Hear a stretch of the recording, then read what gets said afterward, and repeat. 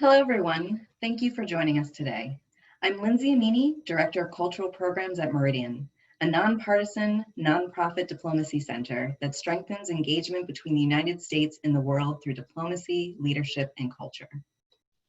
Meridian, along with the University of North Carolina at Chapel Hill, work closely with the U.S. Department of State's Bureau of Education and Cultural Affairs on Next Level, a music exchange program that focuses on building global community through hip-hop culture. Today, we are excited to present our 4th edition of Next Level Live. It is my pleasure to introduce our performing artists, Divinity Roxx and Yamazawa.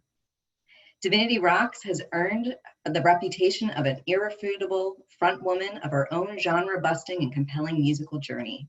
After touring with the legendary Victor Wooten for 5 years, she became the bass player and assistant musical director for Beyonce. Divinity has appeared on the Grammys, Saturday Night Live, the Arsenio Hall Show, and Ellen. She is the current bass player in Black Girls Rock Orchestra on BET and the touring bassist and musical director for singer-performer Fantasia. In 2019, Divinity traveled to Dominican Republic with Next Level. Yamazawa is a Durham, North Carolina native, National Poetry Slam champion, Individual World Poetry Slam finalist, and Kundiman Fellow. He's been a featured performer at over 150 universities, including Princeton and NYU Abu Dhabi. His work has been featured on TV One's Verses and Flow and the Sundance Film Festival. He's a founding member of Sacrificial Poets, the largest youth poetry organization in North Carolina, and has served as a teaching artist for the Washington, D.C.-based nonprofit Split This Rock. Traveled to Indonesia with Next Level in 2016. We are also joined here by Next Level Director Junious Brickhouse and founding director Mark Katz. Junious Brickhouse is based in the Washington, D.C. area. Along with serving as director of Next Level, he serves as director of urban artistry, and he is committed to community-based work and preserving hip-hop culture. Mark Katz is the professor of music at the University of North Carolina at Chapel Hill and founding director of Next Level. His books include Capturing Sound, How Technology Has Changed Music, Groove Music, The Art and Culture of the Hip Hop DJ, and his most recent publication about Next Level is Build, The Power of Hip Hop Diplomacy in a Divided World. One more thing before we get started, please use the Q&A function to submit your questions. And without further ado, I will turn this over to Mark and Junious. Please enjoy the program. Thanks so much, Lindsay. It's great to be here with all of you. This is our final episode of Next Level Live, so we're really excited to have these amazing artists with us. So I'll just tell you a little bit about Next Level. As Lindsay mentioned, it's a State Department program. It comes out of the Bureau of Educational and Cultural Affairs. And like all ECA programs, its mission is to foster mutual understanding and peaceful relations between the people of the United States and the people of other countries. Our specific mission is to build global community through hip hop art and culture. And we do that by sending teams of US hip hop artists on 2-week residencies to work with young people. And these artists lead workshops at music, dance, and visual arts. We also provide training in entrepreneurship and conflict transformation. And before we leave, we donate all the equipment we bring so to create a sustainable workflow for the artists and young people that we meet. The program started in 2014, and since then we've visited more than 30 countries. And we've also brought dozens of international artists to the US for artistic and professional development workshops. So I want to mention just 2 quick distinctive aspects about Next Level. One is that it's the only program that comes out of ECA and the State Department that is focused solely on hip hop. And another is that the alumni of Next Level have been brought back to manage and direct the program. At this point, the director, associate director, and all of the residency managers are alumni of the program, and they're all practicing artists. So I want to talk to Junious for a second about the people who make this program happen, who many of you might not be familiar with, the people who work behind the scenes. And we owe a great thanks to them. There are actually a lot of people out there. If we start stateside, Of course, we have Meridian, who is hosting this event and who serves as Next Level's administrative partner. We have the wonderful people at ECA who were directly responsible for the creation of Next Level. And then looking abroad, we have people at the embassies, we have the foreign service officers, the US foreign service officers. Then we have the amazing locally engaged staff, local employees who I have to say make everything that we do possible on the ground, and our guides, our eyes and our ears. And we also have our local partners, the people who work at NGOs and community centers and high schools and universities who have helped us host these programs. So the one thing I just want to make sure that we say at the end of this series is a great thank you to all those people who have made this program possible. So here's my softball question for you, Junious. Without all these people, what would Next Level be? I tell you what, we'd be flat on our faces, having a very poor shot at cultural diplomacy. I agree with you, Mark. All of these people are a very, very important part of what we do. Furthermore, I'd like to thank the people in the countries that we go to that are not necessarily connected with the embassy staff, you know, or aren't even incorporated or registered as businesses, like people from communities of practice who just hear about us and show up. They're very key, and they keep us solid, you know, they keep us honest, you know, they remind us that we are in their communities, and that's a huge responsibility, you know, and to be careful, you know, not only about like what we teach, you know, but what we do when we leave away, and trying to sustain those relationships. So I'm really, really grateful for them, because they play a very intricate role in what it is we do, and how we do it, and leave people's dignity in check. Yeah, I absolutely agree. I mean, there's no way we could do this work without them. And we learn so much from everyone that we work with, and especially in the countries we visit, where we may only be there for 2 weeks. There's no way we could have a successful program without their assistance and their partnership. They're really equal partners in this. So why don't we talk to Divinity and G now? Absolutely, let's do this thing. Divinity Roxx, where you at, sis? I am in West New York, New Jersey right now. Oh, that's all right. So like, I got so many questions for you, and I think I will bog you down like with all the questions I have, but I think I'll start with something that is probably pretty basic, and you probably hear this a lot, but I'm curious about, for you, where does poetry, hip hop, playing the bass, singing, like where does that all come from? Like, you know, a lot of us say, oh yeah, we grew up and, you know, we did this, and all, there's these different moments, right? Yeah. But I'm curious, like with you, where does that all begin? You know, it really all begins with my mom. My mom loved music from the, you know, her whole life. So I grew up in a household where music was always playing. The arts was always an integral part of our lives. And because I was able to, at a very young age, feel these really complicated emotions, when I listened to music, I wanted to be able to turn around and express that. So early on, I was writing in my journal. I was creating, I started writing raps because hip hop became extremely popular. And if you were in the lunchroom and you didn't know the raps that were on the radio, you needed to get it together.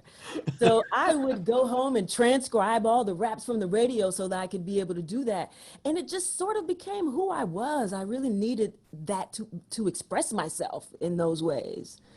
The bass came much later on in life. I was already in college to be a journalist when I picked up the bass. Oh, that's what's up. So how does being a MC like inform what you do as a bassist? I think it's rhythm with the rhythms, being an MC, especially from Atlanta, the style of MCing is really rhythmic and it's Yeah. fast and it's intricate. And I believe that when you listen to my bass playing, some of that has really infiltrated my bass playing for sure. It's made me a super unique bass player in that regard. And I agree with that. I definitely enjoy seeing you do your thing. I appreciate you. Thanks for taking that deep dive and answering my question. Thank you. Mark? So thanks for being here, Divinity. I mean, hearing your resume is kind of daunting because all the places that you've been and so you've worked with some amazing people, been to some incredible places. But can you tell us about what it was like to go to Dominican Republic and what was different or distinctive or unique about the experience of traveling as a musician and an educator and a cultural ambassador, as opposed to but as opposed to your usual professional work, as a performer? It's funny, Mark, because once I really started traveling all around the world, I realized that I was just by traveling everywhere as a Black woman who plays hip hop music, I was some sort of cultural ambassador everywhere I go. I'm representing a huge community of people. And so I didn't find it to be that different going to the Dominican Republic in that capacity. It was different in that I was teaching MCing, and that's something I had never done before. I had never traveled in that capacity. I always traveled as a bass player. And as a matter of fact, I took my bass to the DR as well, because I just can't travel without it. But I think that was the most different thing, was that I was going as an MC specifically. And that was really special to me because MCing is how I got into this whole thing in the first place. So let me just go back for a second to that photo of you at the Lincoln Memorial with the Washington Monument. Can you tell us what that quote is? "We are the ones we've been waiting for." Seems like it's an evergreen statement, but it seems particularly appropriate right now. It's funny. I wrote a song called "We Are," and in the song, the hook sings, "We are the ones we've been waiting for." And after I wrote the song, I went back because I was so curious about the first person to say that.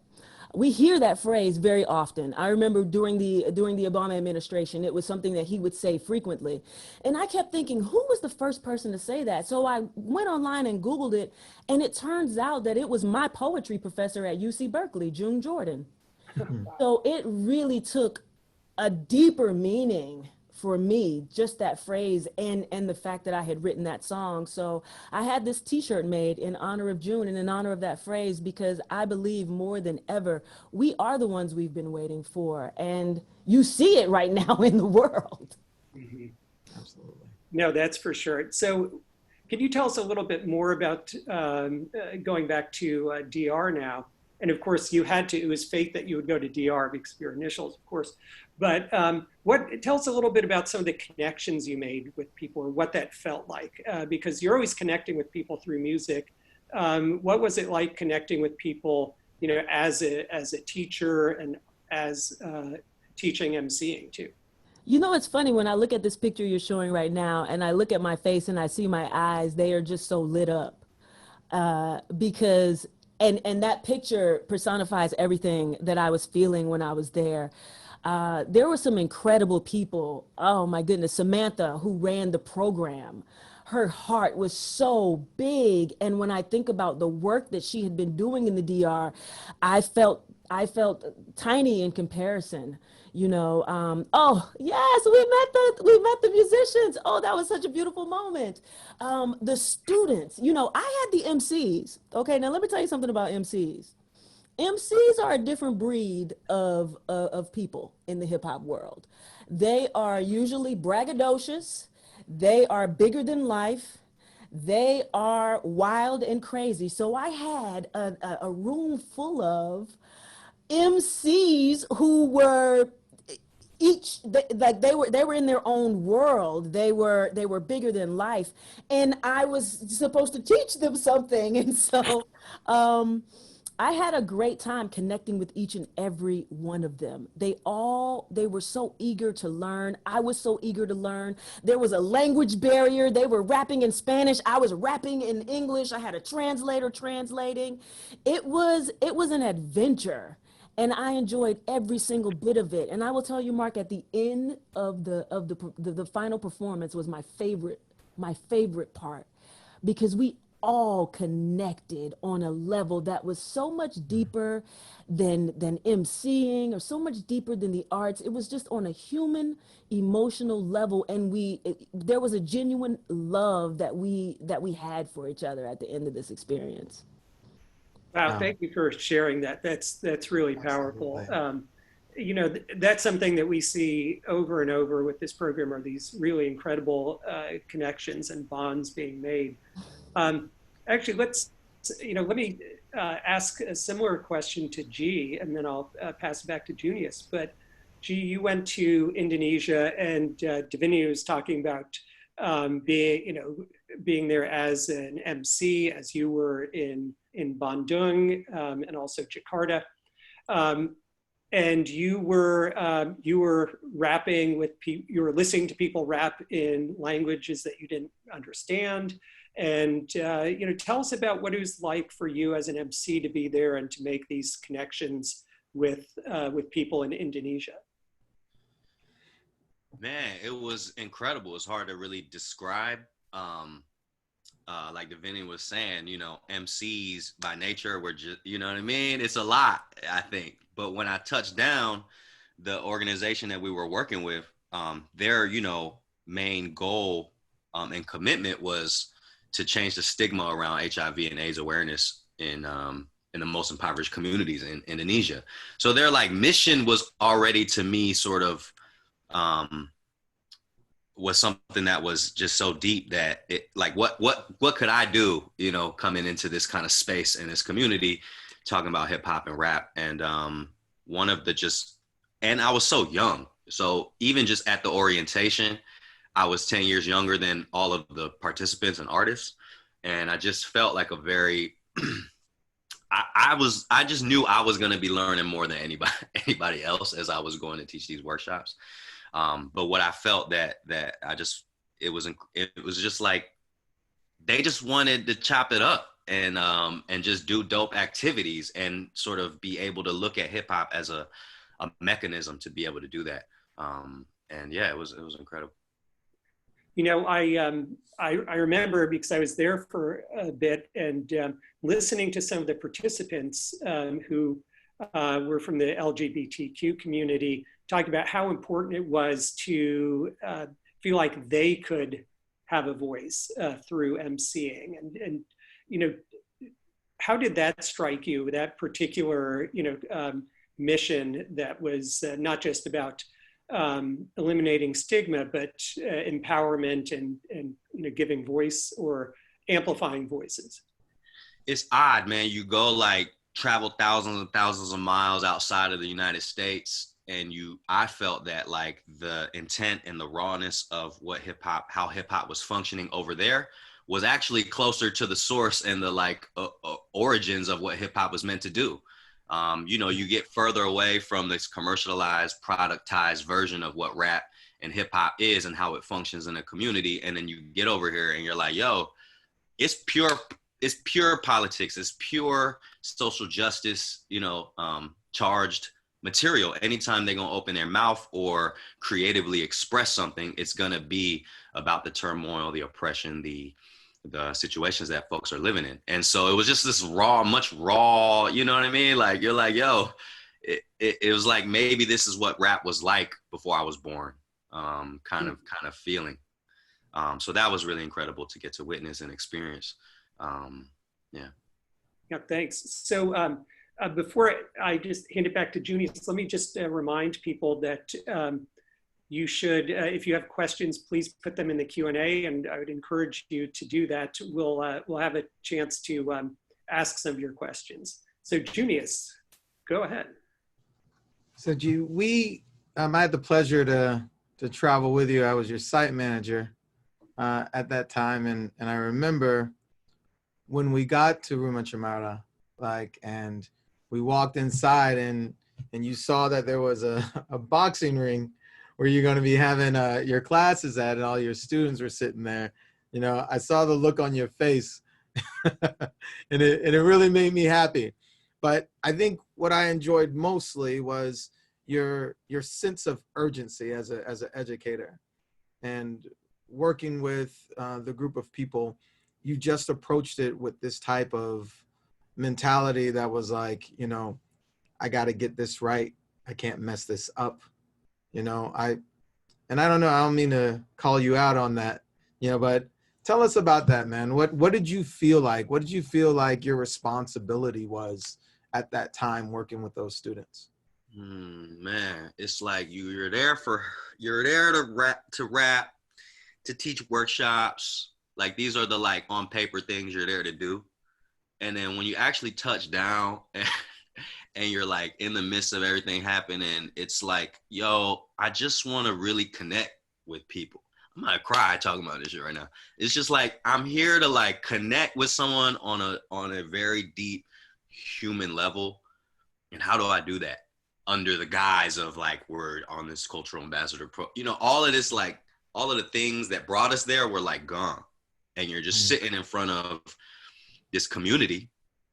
And often the situation, the circumstance in which you're teaching a workshop is for younger people, usually in the States where I'm operating at, right?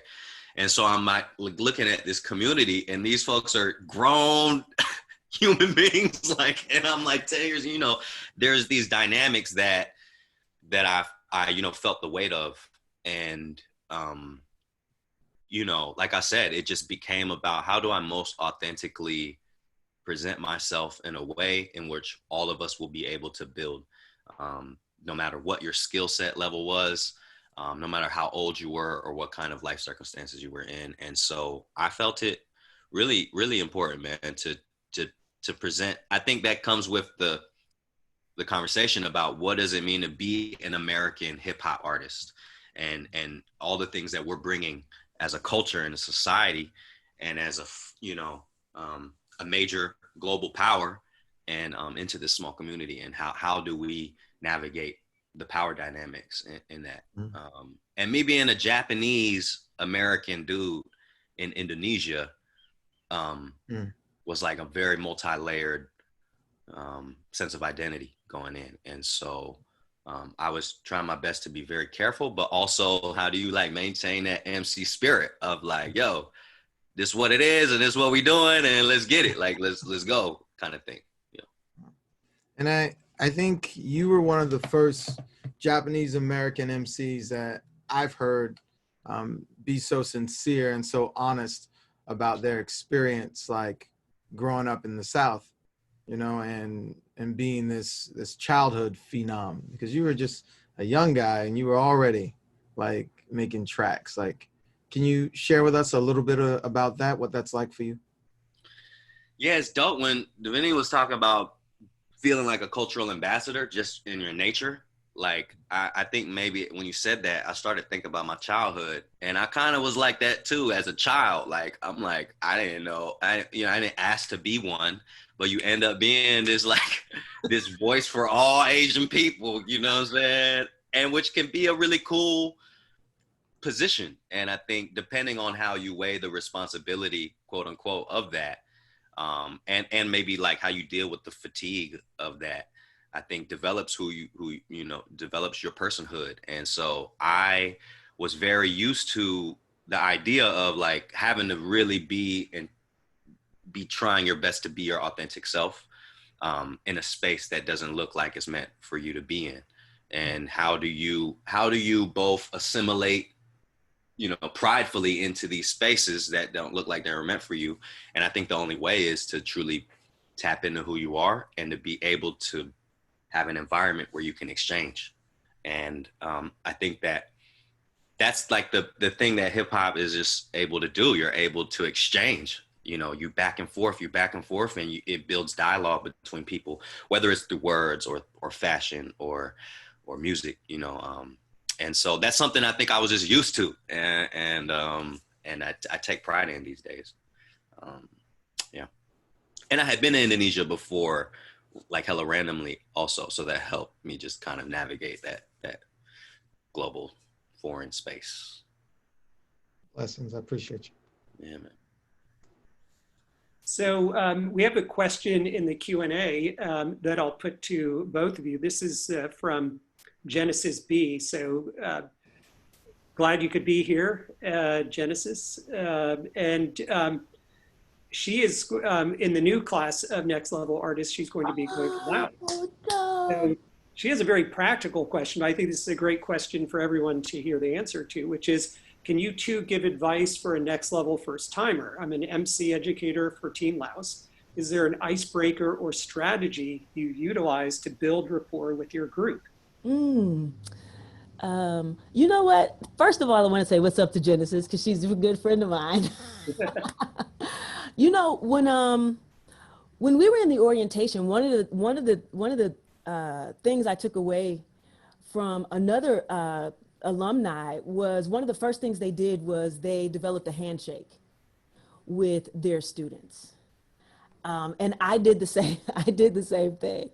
So on the first day of class, I told the students, hey, we're going to create a handshake that's ours, you know, because I wanted us to have this sense of community, something that was specifically ours in our group. And so immediately, one of the students jumped up and they had already had this handshake, right? So him and his boy did it. And I was like, oh, that's dope. And then another cat was like, yo, that was cool, but look, I got a handshake too. So him and his homeboy did a handshake. So I was like, okay, well, we're going to put these two handshakes together. And we did. I took one part of one handshake and another part of another one, and we created this new handshake. And every time we saw each other, every time they came to class, everybody would dap each other up. And we just created our own, you know, our own group with that. And it changed everything. So when we were in the hallways, everywhere we went, it was like, yo, tu supite, we would dap it up. Wow, that's amazing. I just got to pause for a second on that. Like, just that little thing you did is just everything that's good about cultural diplomacy, which is cultural exchange, compromise, finding ways to bring the different parts of people's identities together. You could have gone in and say, okay, here's the handshake. Here's how it works. Or I like this handshake and not that handshake, and created some war, you know. So that was, yeah, you have great instincts. That's beautiful. So what about you, G? What advice would you give to Genesis? I like to try to begin with a cipher, feeling like the cipher is like the most equitable sort of form of like communal, you know, energy shifting. And I think like for seasoned folks, it can just start on its own.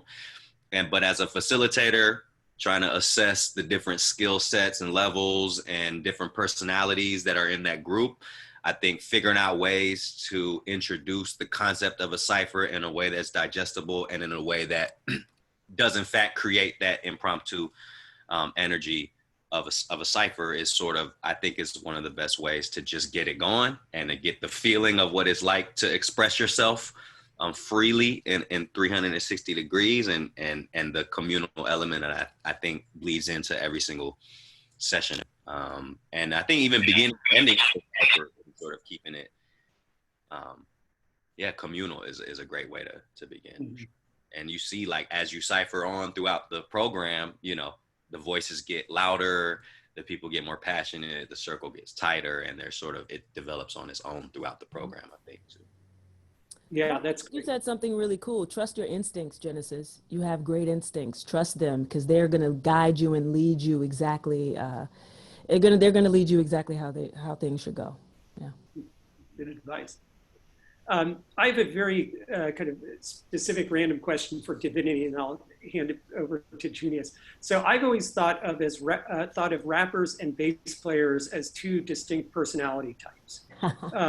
So the bass player, you know, is the kind of sullen person who stares at their feet and hangs out in the back, and the rapper is not. So what's up with that? How do you manage those two kind of? Or maybe I'm just wrong. Maybe I'm just watching, you know, the wrong videos, but No, how do you traditionally, body types? you were so right. Traditionally, the bass player is the person in the back, you know, looking down at their feet, holding in the groove. Nobody ever knows who the bass player in the band is. But there's a new generation of bass players coming, and we are in the front of the band, just like the guitar players and the lead singers. One of my great mentors, Mr. Victor Wooten, is a bass player who plays in the front. And I kind of took my cue from Vic, you know, from Vic. So when I add the MC with the bass, it just changes everything. And we're going to see that. So, Junious, did you have any questions? I do. One of the big parts of Next Level is conflict transformation, but also entrepreneurship. And I think we couldn't ask for two better examples of people who are probably two of the most hardest working people I know, like in the industry. Could each of you talk about that, what that means to not just, you know, be an artist, but to be an entrepreneur and the work that you guys are doing and what that means to you? Let's start with Divinity. You know, they're not separate. You know, for me, being an entrepreneur, being an artist, it is the same thing. I am forced every day to learn how to do something new that helps my craft, helps me develop my craft, and helps me be more visible in the world. I believe when I was really young, when I first started rapping and performing, me and my guys wanted to own ourselves. And part of this commercialization of hip hop is that you don't get to own yourself. Somebody else owns your name, you know, for instance, hence Prince writing slave on his face. Somebody else owns your likeness. They own everything about you, your pictures, your photos. And I wanted to be able to own that because there was some value in that. And so everything from the very beginning, we pressed our own CDs. We controlled our image. We learned how to market ourselves and sell. I'm always learning. I'm learning how to edit video. I'm learning how to build websites. I got to learn how to create flyers and create commercials. You know, that's part of that entrepreneurial spirit of being an artist is based in ownership of our message, of the music. When it comes to conflict resolution or conflict transformation, I will say Next Level gave me an entirely different, a new viewpoint, a new point of view when it came to that. I had never really given it much thought that whenever you put a group of people together, there's going to be conflict. And just that is an understanding that and accepting that is so important, and it's so pivotal, and it makes me look back at some of the groups that I have been a part of, and wish that we had somebody come in and talk to us about conflict resolution. But now I realize that going forward, when I'm in a group or I'm developing a group of people, one of the first things that I would like to address is how we deal with conflict. Because if we can put that on the table first, we can pretty much accomplish anything together. Thank you for that. I appreciate that. G? Man, I grew up in a Japanese restaurant. I watched my parents sort of make their small, humble living off of their culture and their food and the pride of it. And so I think without even knowing, there was a lot of parallels as far as being okay and proud to sell a product that you have authentically created for yourself. And it is meant to, provide, it's food, for people. And so I think the first of all, the pride and the sense of self that you need to cultivate in order to be successful as an artist and an independent artist is really, really important. And so I think that the idea of how you value yourself is really important in the quest of like selling out, and the quest of not the quest of selling out, but just the quest of success and all the things that may be pitted against you. But man, at the end of the day, I think it's about, my concept of success has been about like building fortune in my life.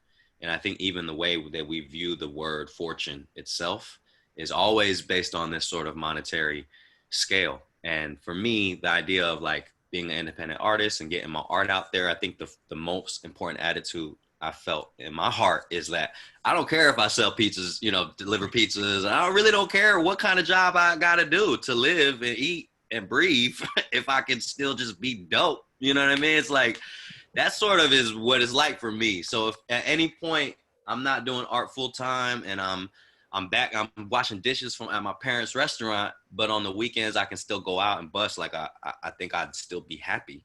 And I think that kind of cultivation of yourself is really, you know, can help you move through those difficult times where the money's not great and you feel like nothing and people are rejecting your art. It's just so much that goes into yourself and how crippling it can be when it comes to how you value yourself. And so, yeah, man, and I think that's why also for rappers and hip hop artists and community members, like programs like Next Level and things that are funded by bigger institutions who allow us the space to be able to just work the way we want to work is really, really pivotal for us, I think. Absolutely. So Terry Harvey from Meridian has some questions, he's one of the very important behind the scenes people who makes this program happen.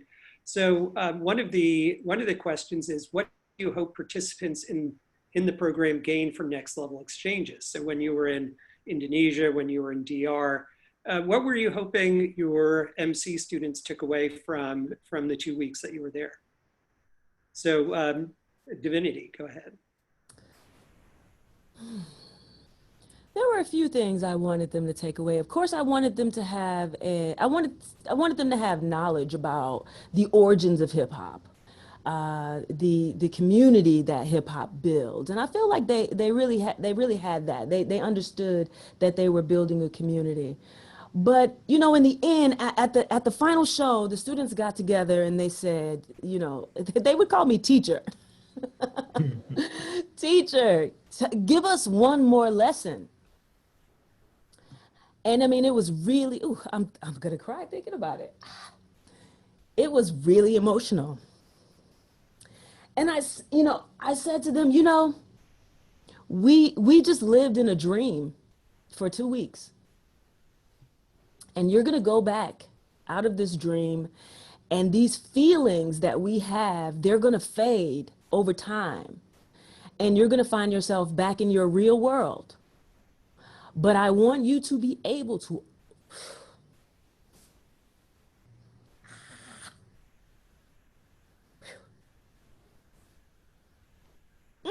wow, to come back to this moment.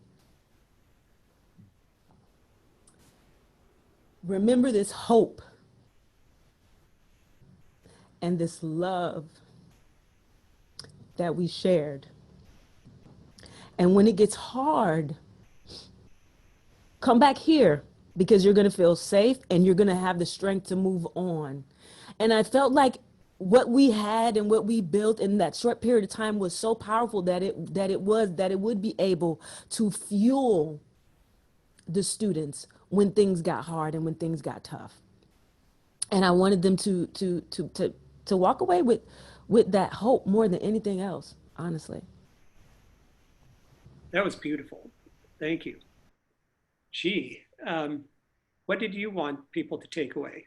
Man, I don't know. That's it right there, man. That's it. It's and when it comes to culture and how it's really functioning in your heart, man, it's like, it's those intangible moments that you see throughout the whole program. That's like, it's literally watching someone's face shift.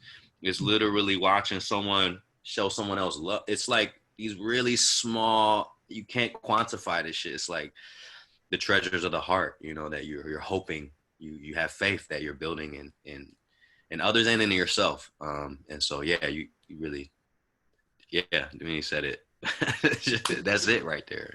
Yeah, thank you. Yeah, Junious, I want to put a question to you that TK asked, how has Next Level evolved over the years? And also where are the future exchanges slated for? So yeah, can you fill people in about where we're going next, but also from your perspective, having started as an artist educator in the first cycle and now being director, how the program has evolved? Yeah, I think, there's no doubt that the program is still evolving, as, our world is and the people in it are. We're very much attached to that story and like that process. So we have our ears and our eyes open to what communities are doing in hip hop culture. And we are preparing here stateside on providing the best service that we can and connecting with communities. I'm excited about this next cycle. We'll be going to Sri Lanka, Ghana, Laos, Haiti, and the Ukraine. And, every year, we look at the places we're going and we're like, wow, this is exciting. I can't believe, but like, here we are again, this work, this service, this thing of cultural diplomacy and being able to extend our information about hip hop culture and learn about what other people are doing with this experiment. And I say that like, because I feel like this is something that is so forward and so powerful in this moment right now. Like hip hop is that way. One of the most powerful ways that we can reach other communities with music and these art forms. And it's still changing and it's still growing. So I'm excited about that. And I think that programs who want to be successful have to consider what change looks like and growth and evolving, and I'm happy to have the team of people that we have with us who have actually learned from people like G and people like Divinity, like on what, caring looks like, what being in other people's communities and doing their best to be, a servant warrior means, so yeah, I'm excited. I'm excited. And I think you'll see more out of us, not only as a program, but as individuals, because the people who are part of this program are also back in their communities doing that heart work, and it's helping us not only answer some real problems and hopefully provide some solutions. It's helping us continuously stay connected to where we come from. And that's the thing we talk about a lot, because we are connected to our communities, we are comfortable with going into other people's communities, because I know I definitely don't want anybody, who ain't doing that work in their own community coming into my community and telling me what it is I need to be doing, so hopefully we can keep that reciprocity at the forefront as well. So I've been excited to see how the program has developed under your leadership, and it's exciting. You've added a number of new elements. You've refined some things. So I think the future is very bright. But you know what I'm really excited about, Junious? Divinity playing. You read my mind. That's why we're a great team. Yep. Ladies and gentlemen, friends and family, Next Level Dominican Republic's Divinity Roxx. Let's go, sis.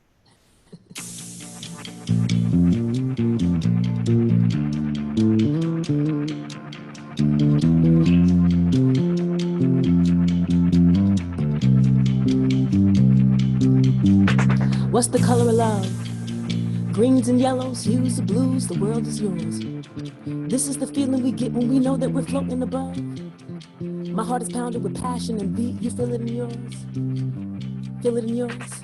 The future's in my hands, if I poured it into love. Ain't no telling what I'ma get back if I'm gonna get it back. Can you feel the buzz? Who am I to judge? I only come from love. We are traveling now at the speed of light.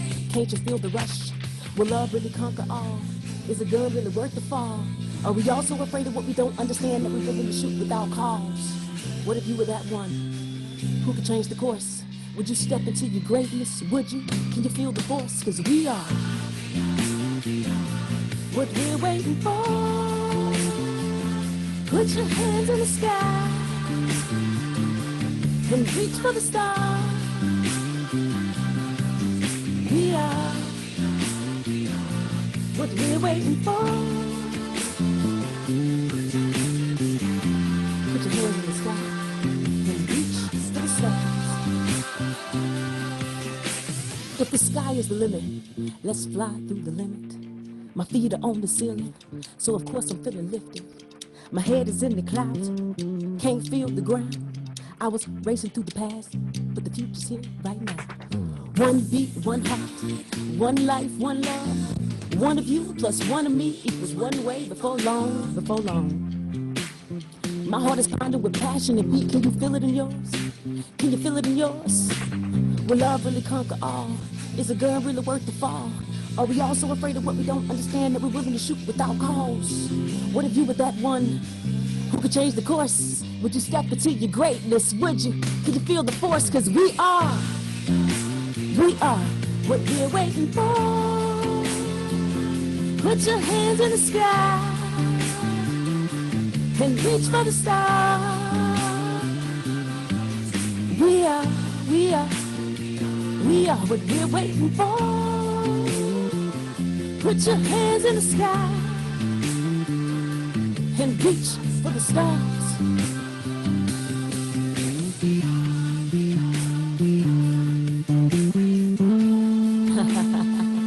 Put your hands in the sky, yeah, and reach for the stars. All right. Thank you so much, Divinity Roxx.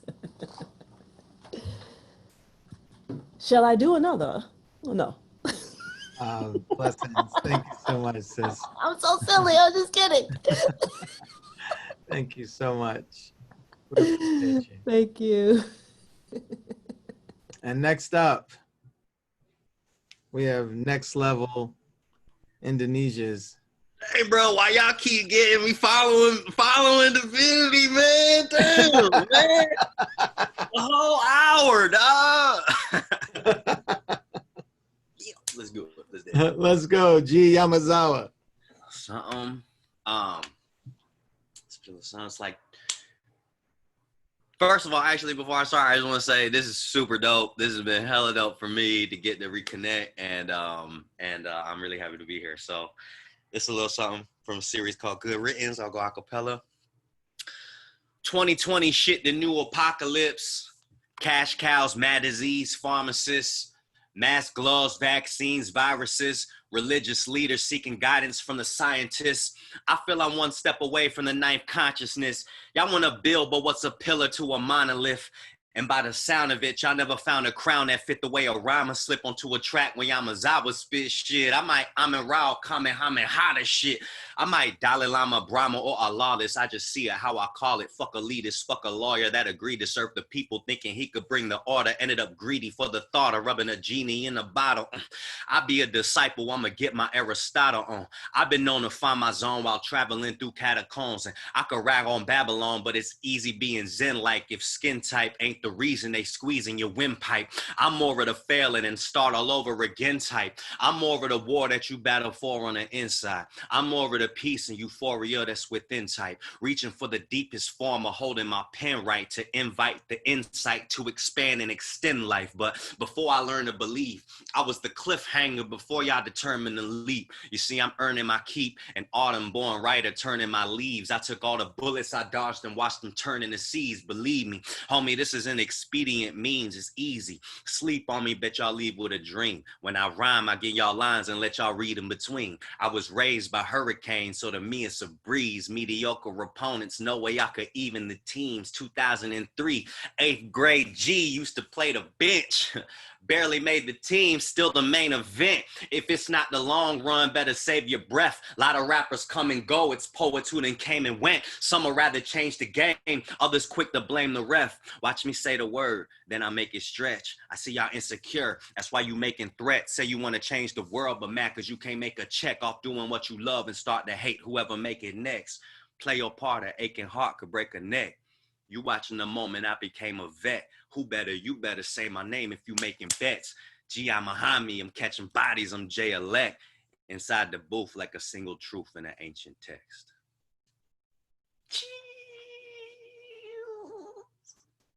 Ah.